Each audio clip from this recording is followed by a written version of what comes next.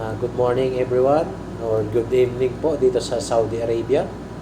Alright, so for today's video po, pag-uusapan po natin yung money management. Okay?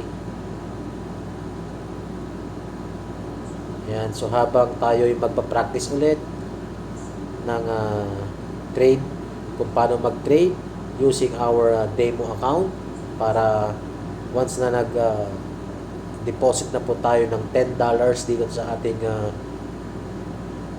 live account, ay may confidence na po tayo. Okay? So, pag-usapan po natin yung money management, no? So, to be honest, bago lang din po ako sa binary option trading. So, galing po ako sa MetaTrader 4, sa gold. Ayan. So, iba rin po kasi yung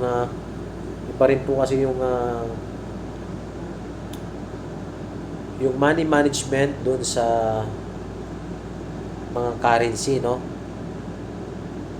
Kaysa dito sa binary trading. Sa normal na pag-trade po natin. So, buy and sell. Okay? So, dito, buy and sell, pero up-down siya, at meron siyang expiration date. So, right. So, hanap po tayo. At hanap po tayo ng ating tatlong opportunities sa ating market. So, ang gagamitin po natin is OTC market. So, hanap po tayo ng OTC market. Ayan.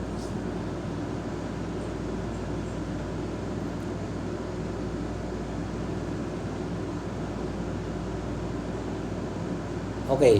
So, USD, ano ba itong BRL na to? Britate? Hindi ko alam mga habibi, pero search natin yan, ano. Isa rin siyang currency pair ng OTC market, at ang profit dito ay 89%. So, mag-trade po tayo ngayon ng $30, at susubukan po natin ulit ngayon itong ating strategy using the 3 indicators, which is the Bollinger Band, simple moving average, at MACD. Okay? So, habang tayo nag-aantay ng trade ng opportunities, mga habibi, is i-discuss ko po sa inyo yung money management, no, dito sa binary option. So, mas maganda po dito kung mayroon tayong small account, is 1% lang po ang ating i-invest per trade. Okay? At once na tatlong sunod-sunod na loss yung ating trade, i-stop na po tayo, mga habibi. So, yun po yung i-build natin. Yun po yung gagawin natin. Okay? Once na natalo ka ng sunod-sunod na tatlo, stop na sa susunod na araw ulit. Kasi once na natalo ka, hindi mo na mabawi yan. Nasa market na yan. Yung pera mo, nasa market na siya. So, hindi mo na yun mababawi. Kaya, i-refresh mo lang yung mind mo. Huwag maging greedy. Ayan, para hindi masyadong masakit. Huwag masyadong greedy sa market. At make sure na 1% lang ang ating i-invest per trade. Alright? Pero dito sa ating demo account is ang gagawin ko is $30, no? Hindi siya 10% dun sa 351. Kasi nagsimula ito ng $10. Ngayon 351 na dito sa ating demo account. Okay? So, in live trading, dapat 1% lang. Just for example, if nag-invest po tayo ng $10, dapat, since wala namang iba dito, $1 ang pinaka-minimum investment. So, $1 lang ang pwede nating depende na lang kung mayroon tayong $100. Alright? So, yun lang. At sana pag-ingatan po natin ang ating pinaghirapang pera at sana mapalago natin dito sa ating account. Right? Base kasi sa mga fact, base sa fact ng mga traders, mga master traders, 95% yung nagfi-fail. Yung 5% yung nagsasucceed, pero hindi lang basta sila naging successful. Dumaan din sila sa butas ng karayom, sa training, sa demo, practice sa demo, ganon. So, talagang pinaghirapan nila yung kanilang tinatamasang tagumpay sa pag-trade. So, actually, napakahirap mag-trade kasi nga kalaban natin is yung emosyon, kasakiman, ayan, greedy. Ayan, pag nananalo ka, mag-i-invest ka ng malaki, tapos biglang boom, loss yung trade mo na yun. Wala, sunog ka. Sunog yung account. So, self-discipline. Ayan. So, dito sa ating pag-practice dito sa demo, is yun yung mga binibuild natin, no? Tinatanggal natin yung mga greedy, ayan, yung mga emosyon. Yan, siyempre iba pa rin pag live, no? Pero mas maganda i-practice muna talaga dito sa demo account, okay? So yun lang, at maghahanap na po tayo ng ating i-trade ngayong gabi. USD India, Indian rupees. Alright, so titignan natin dito. Downtrend siya. Okay, I think we can put some trade here. Yan, $30. Let's find out kung anong result. So, mag-trade po tayo ng 3 beses ngayon. Hahanap tayo ng trading opportunities, possibilities. 3 beses lang po. Kung talo po tayo sa 3, stop. Kung panalo tayo sa 3, stop. Alright? Yun lang ang ating i-build ngayon. Papracticein natin itong ating strategy na galing kay Mr. Nerves Trading. Yung indicator is galing sa kanya, but I am building right now my own strategy using the 3 indicators. Okay? Manalo man o matalo sa trading, basta 3 beses lang po tayo mag-trade ngayon. At titignan natin po kung ano po yung magiging resulta. So, ayun, panalo po tayo sa unang trade, mga habibi. Ito po ay live recorded practice po ito using our demo account. Alright? So, ginagamitan po natin siya or gumagamit po tayo ng 1 minute time frame at 1 minute expiration time. So, as you can see, yung 351 kanina naging 378 na. So, hanap ulit tayo ng ibang opportunities. Kanina, itong USD Indian rupees. Ngayon, try natin dito sa Canadian Swift. Okay, so ano to?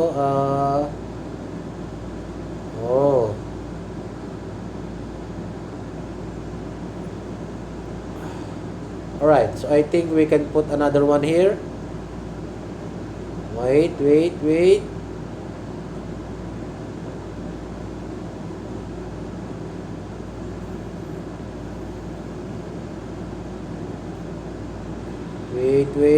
Alright. Let's go. Tingnan po natin. $30 ulit po ang ating nilagay. Ang ating in-invest. Tingnan po natin kung successful ba. Ayan. So, let's see and let's find out kung anong result. Kung maging kung loss man ito, it's okay. Ayan, so I think it's loss, no? Kasi hindi nag-kick yung isa nating indicator. Alright, natakot siya. At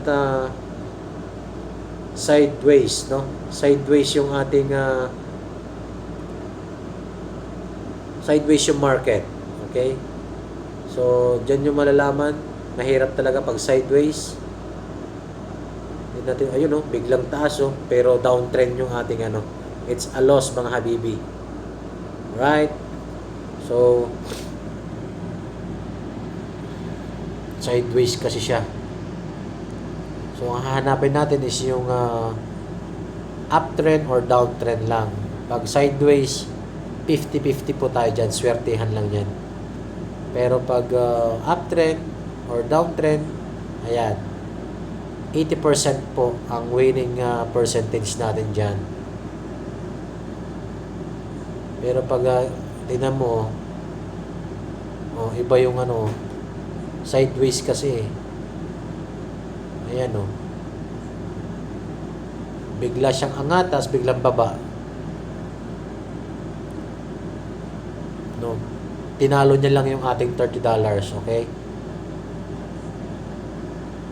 So, right now, hanap tayo ng ibang market. Wait, OTC ba yun? Parang hindi OTC yun, OTC nga. So, dito tayo ngayon sa NCD-CAD. Ayan. Tingnan natin ang market. Sideways din. Pag sideways, ibang strategy ang gagawin natin dyan. Gagamitin natin.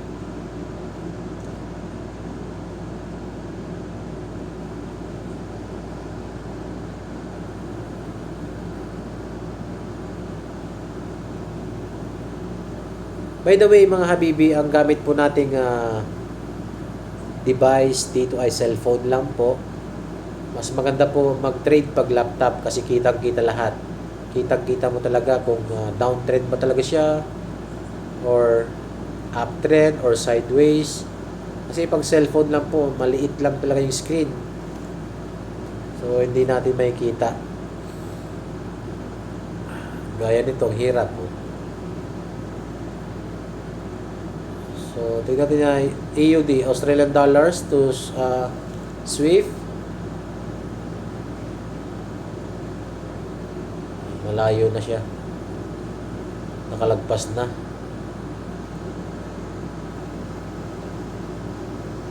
Sige nga, try natin Euro GPY.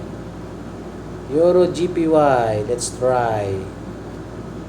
Okay, so uptrend. Uptrend. Ito, maganda. Uptrend. Let's find out dito.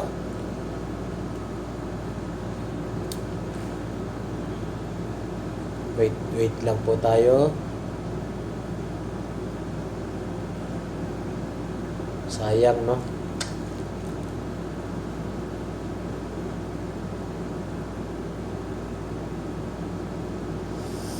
Wait lang po natin.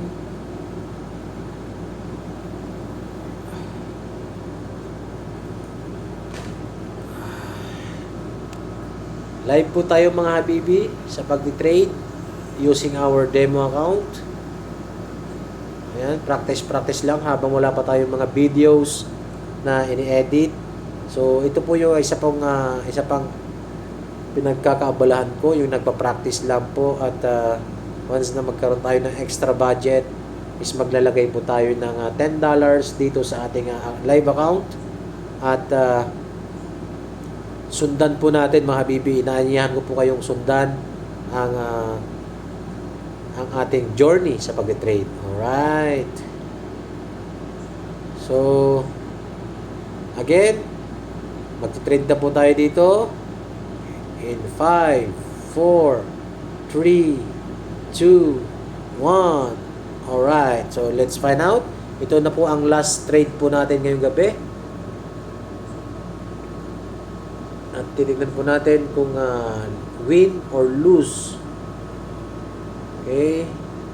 Hirap talaga pag using our cellphone lang. Pero,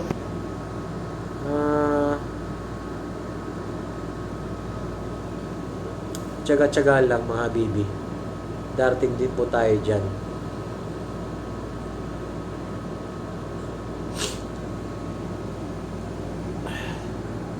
Kakabili rin po tayo ng magandang pang-trade. I think it's a no. Hindi umalis. Yes. So, 8, 7.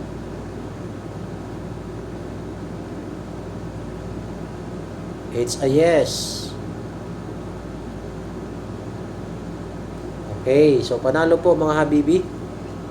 Yung ating tatlong trade to 2:1. So, profit pa rin po tayo.